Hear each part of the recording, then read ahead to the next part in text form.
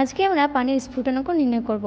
এজন্য আমরা নিয়েছি একটি বিকার, একটি বুনসেন বার্নার, একটি থার্মোমিটার এবং একটি থার্মোমিটার স্ট্যান্ড।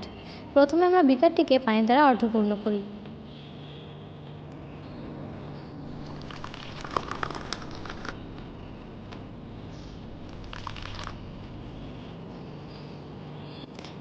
এবার আমরা বিকারটিকে স্পিরিট ল্যাম্পের উপর স্থাপন করি। থার্মোমিটার স্ট্যান্ডের সাহায্যে থার্মোমিটারটিকে বিকারের পানিতে নিমজ্জিত করি। এখন আমরা বিকারটিতে তাপ দিতে থাকবো এবং থার্মোমিটারে পানির তাপমাত্রা লক্ষ্য করব। পানির তাপমাত্রা 75 ডিগ্রি সেলসিয়াসে এসে পৌঁছেছে। এ পর্যায়ে আমরা দেখতে পাচ্ছি পানির তাপমাত্রা 100 ডিগ্রি সেলসিয়াস হওয়ায় পানি বাষ্পাকারে পাত্র থেকে অপসারিত হচ্ছে। তাই আমরা বলতে পারি পানির স্ফুটনাঙ্ক 100 ডিগ্রি সেলসিয়াস।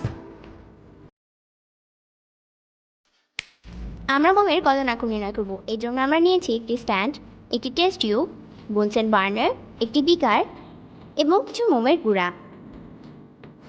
বিকারটিকে স্পিরিট ল্যাম্পের উপর স্থাপন করি।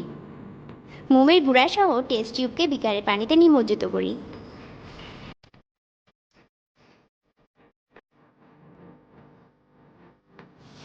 তাপমাত্রা পরিমাপের জন্য একটি থার্মোমিটারকে টেস্ট টিউবে প্রবেশ করাই এবং থার্মোমিটারের তাপমাত্রা লক্ষ্য করি।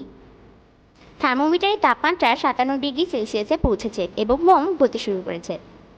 অতএব মোমের গলনাঙ্ক 57 degree Celsius. Thanks for watching this video and subscribe our channel.